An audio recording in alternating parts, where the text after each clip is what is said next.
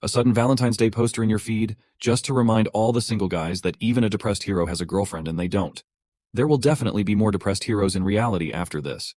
And to cope with their depression, they will have to go in search of their personal demon queen who will become the queen of their heart. Let's go back to our story. Today's mission is getting Itami a new set of clothes to get him out of his stinky starter kit.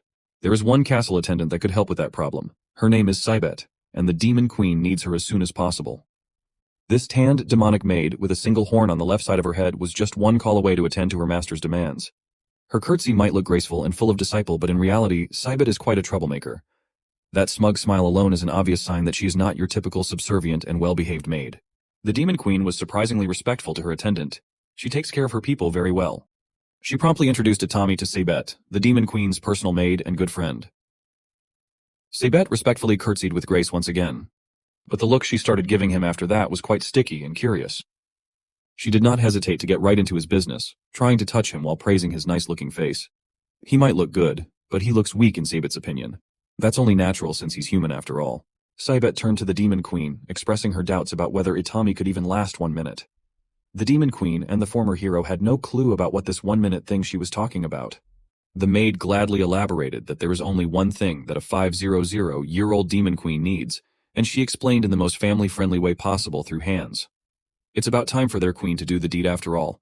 If she was not being straightforward enough, Saibet just outrightly blurted out that the queen should finally lose her virginity, or be one forever. And if the demon queen does not hurry, Saibet might just go ahead and steal this new boy from her master outrightly, jump his bones and all that, as they say.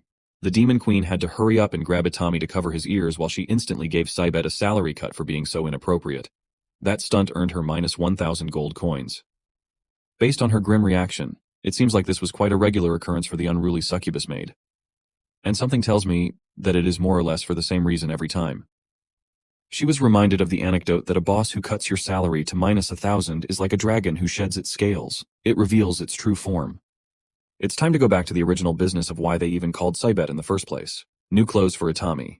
In this massive castle, they don't really have new clothes that will fit the frame of an average human, but what they have are the demon queen's brother's wardrobe. Maybe one of those outfits will fit the young man. Saibet was quite reliable when it comes to these things. She really thinks things through when it comes to what's best for the queen and the castle. But still, her succubus brain gets in the way from time to time. The exact moment when that happens was pretty easy to spot. It's when a bright blush appears on her tanned skin. Of course, the demon queen can easily read what this unruly maid was thinking in just a single look for a fraction of a second, and she won't hesitate to screw her head back in with a punch when Saibet starts thinking of lewd stuff. Today's clothing mission has led them to the castle's storage room where some of the queen's brother's clothes are quietly put away. There are mountains upon mountains of garments of many different kinds in this massive room. The three of them had to split up in hopes of finding something that will fit Itami. What's surprising is that these heaps of clothing belong to just one person. He must be quite a fashionista. Thinking about it pissed off the demon queen out of nowhere. Right now, her brother's girlfriend likes dressing him up like a doll. That was why his original wardrobe has been thrown to fill up this storage room. Itami was quite worried that the brother would mind if they took his clothes without permission. But the queen was quite certain that it would be okay. That brother of hers never wore these clothes anyways. He just likes to wear that one black coat that she gave him some time ago. Upon quite a decent chunk of time looking through the mountains of fabrics, Saibet finally found something that caught her eyes and could fit Itami. The queen then turned to the former hero and nonchalantly ordered him to undress so they could see how well it would fit. Itami was quite prone to giving in to pressure, so he immediately started undressing in front of the two ladies, slowly exposing his toned body. The two women seeing this felt like lightning just struck them both. The demon queen even paused her chain-smoking for a while in shock. Itami cluelessly looked at both of them and asked why they were looking at him weirdly, as if his ripped body riddled with scars everywhere was not weird at all.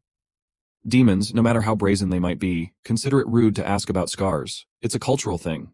But they both really wanted to ask Itami about his abnormal number of marks. Finally, after looking like a homeless bum for 2.5 years, the former hero looked at least decent now. He might not look like a valiant hero, but he looks nice. Of course, if you ask the succubus in the room, she will gladly confess that Itami looked a lot better without any clothes on, pants and all. The demon queen had to step in and threaten to cut her salary for the second time today, or Saibet might have just jumped Itami right then and there. When no one's around, the demon queen's personal maid likes calling her by her given name, Callie. Today, she was busy with paperwork, and Saibet wanted to give her a drink break. Demon Queen Callie does not like getting interrupted in the middle of work, but Saibet was just way too curious as to where in the world did Itami got that many scars all over his body. Callie had some ideas, but it's hard to say where the young man got those marks without revealing the fact that he's the legendary hero. but anyone could easily tell that the guy has fought against monsters often. Sabet's first thought was that Itami might have been a former adventurer or something, which was a reasonable theory. Callie neither confirmed nor denied her personal attendance assumption. Still, as far as Sabet knows, not even a demon can endure that many grisly wounds on someone's body. Besides, the mind suffers from wounds at that scale and quantity too. The Queen did not take that into account. It's just another addition to the pile of anguish that the young man has suffered. She knew all too well that constant battles are dangerous for the mind, especially battling against someone like her little brother. This little detail did not escape Sabet's sharp ears. Callie just slipped up and revealed that Itami had fought against the Queen's brother. Callie did not mince words any longer.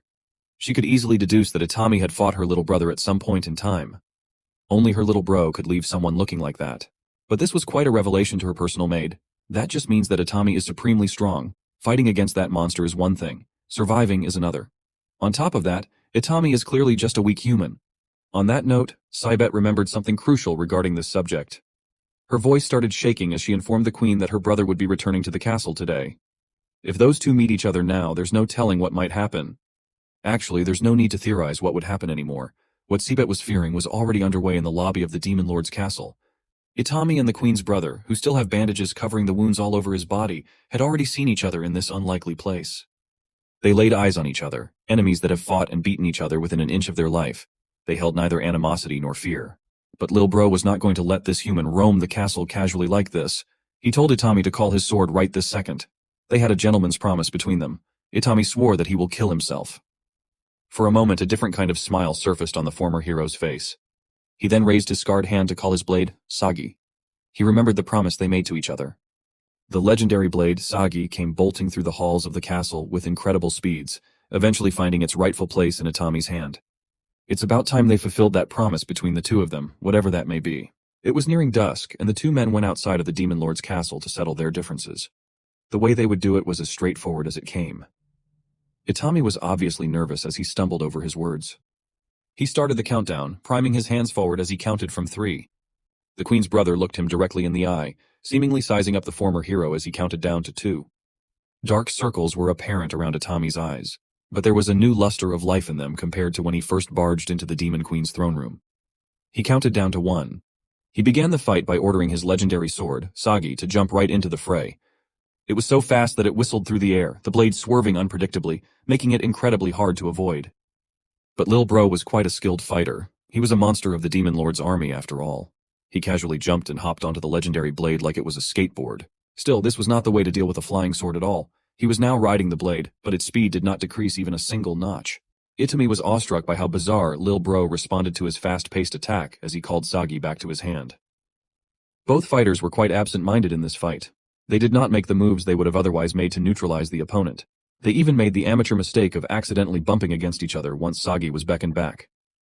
Now they both lay on the ground. There weren't any significant injuries this time around. All Lil Bro and Itami could say was, "Holy shit." Sagi was also strewn on the dirt between them.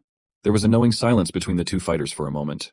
Then Lil Bro started smirking as if he were stifling an incoming laugh. Until he could not hold it back anymore. He started laughing as if he had never experienced anything funnier than this stunt in his life. He knew that this young man with crimson hair did not even try to dodge the incoming collision between them when he was perfectly capable of doing so. Lil Bro was holding his stomach, dying laughing at the thought of such a sloppy second-round fight, when their first one was anything but. He continued to laugh while Itami's mind reeled about what he had just done. He really didn't dodge, in fact he didn't even try. A second later, the two fighters were both dying laughing at the ridiculousness of everything between them. They didn't even know what was funny, but it was something that only the two of them shared.